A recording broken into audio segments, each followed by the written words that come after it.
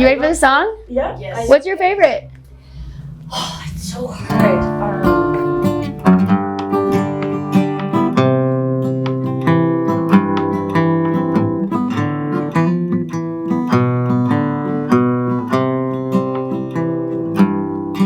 I'm making my way back to you, my love. I'm singing you into my arms. I'm giving you a love so true. Stay by my side. I'm wishing you here in my arms. Don't forget me when you're gone.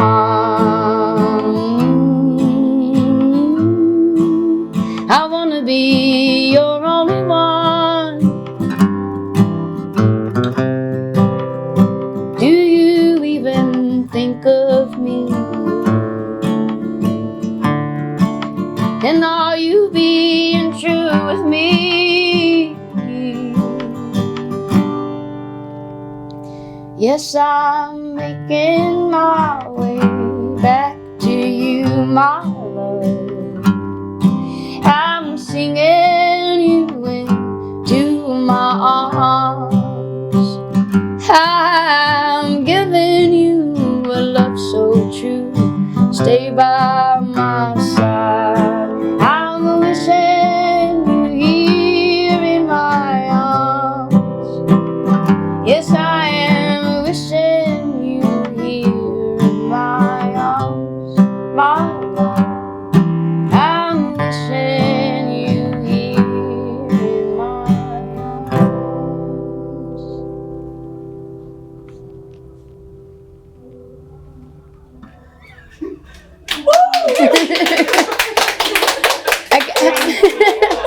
I feel like that song is to my soulmate who I don't know yet. Last night was one of my favorite shows actually on this whole tour that I'm doing.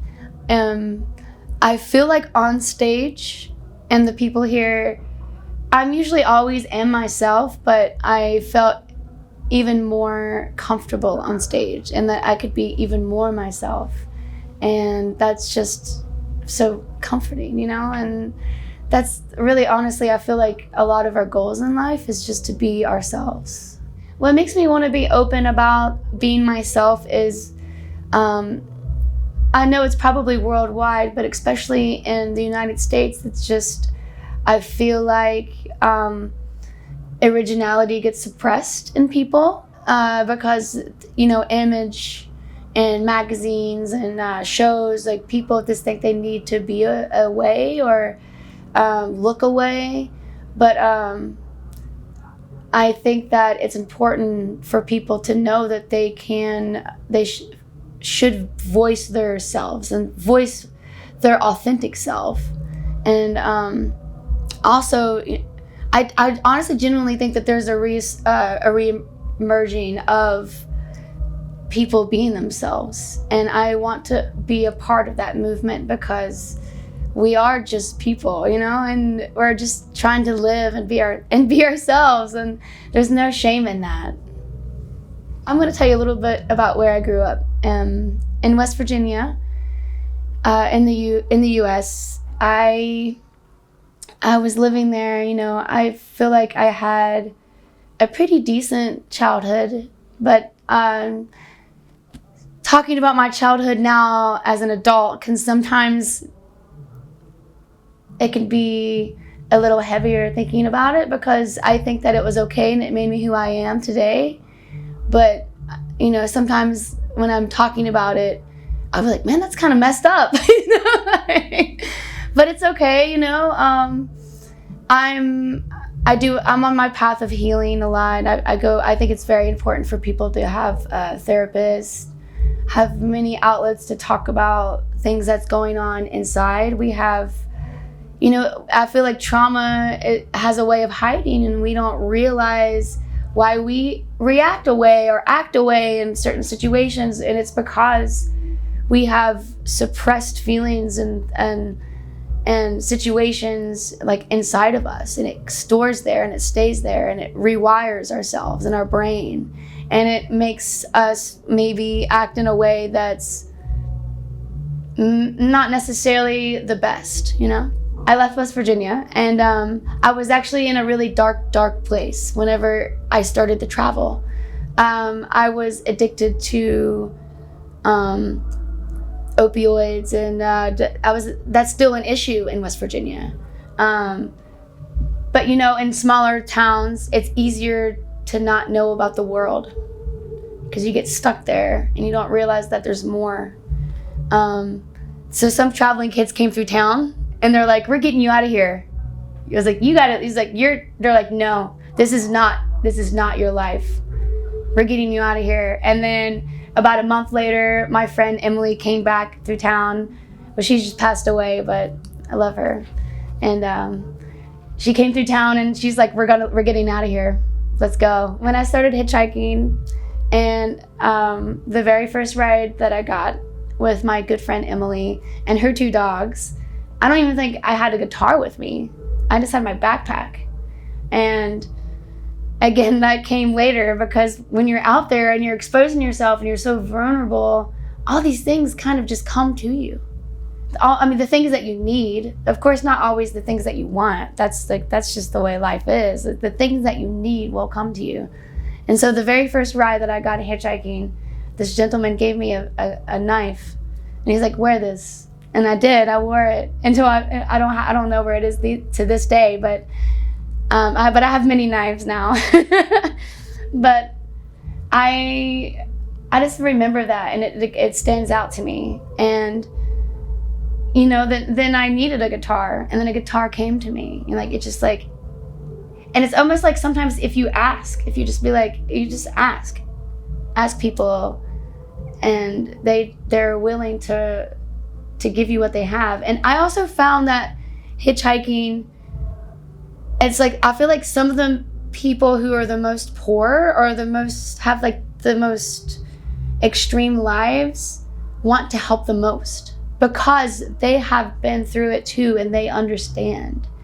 So, you know, like I'll see all these empty cars, these big cars and vehicles go by, and they don't, you know, they're just like living, they're in a hurry, probably trying to get to work or trying to get somewhere, and then someone pulls over with a car full of stuff, and they're like, "Let me make space for you."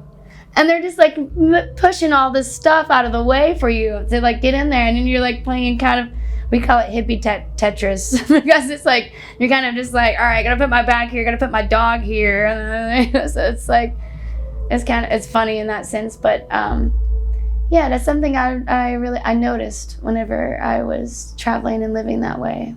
The heart of man is good, you know, like where it all began. It all is good, and life can corrupt that and create monsters.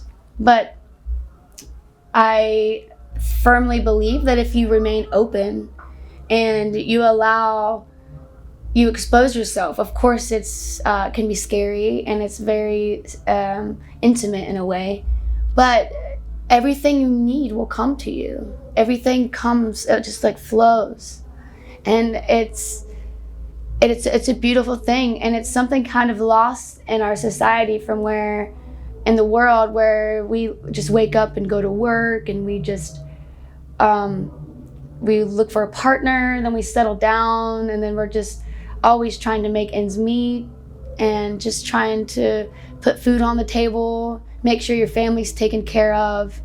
It can be the spiritualness of life can be lost, because we are trying to live up to these standards. And that's the hope of me working myself so hard and trying to just reach so many people, to let them know it's okay. It's okay. I started to lean more into trying to be a musician, because I was getting tired of flying signs. You know what flying a sign is? So flying a sign is whenever you have a piece of cardboard and you write, you know, traveling broke, hungry, or you are asking like hungry, you know, we're trying to get a hotel. You just like write, you be genuine. You know, I'm always genuine. Like, hey, I'm broke, help. Or like, we're trying to get these supplies, and usually, you know, you'll get it. I just got really tired of doing that because I knew that I have more to offer. I was like, I need to do something else because I'm capable, and I have that magic in me still. And so I got the guitar, and then I just, you know, I would go and play music in the cities and the towns that I was at while my friends would go fly signs. And that was kind of like the beginning of like wanting to find a more secure, solid place. I ended up in Nashville where I met you. And then I started playing. I was still living in my van at that time, and I was really sad because I didn't know what I was gonna do. I knew that I loved music, and I knew it brought people joy. It brought me joy. And whenever we as people are doing something that makes us happy, genuinely, we will spread that joy to other people. The most contagious thing in the world is enthusiasm. And if you genuinely are just happy, people can tell. And then they are a little happier too.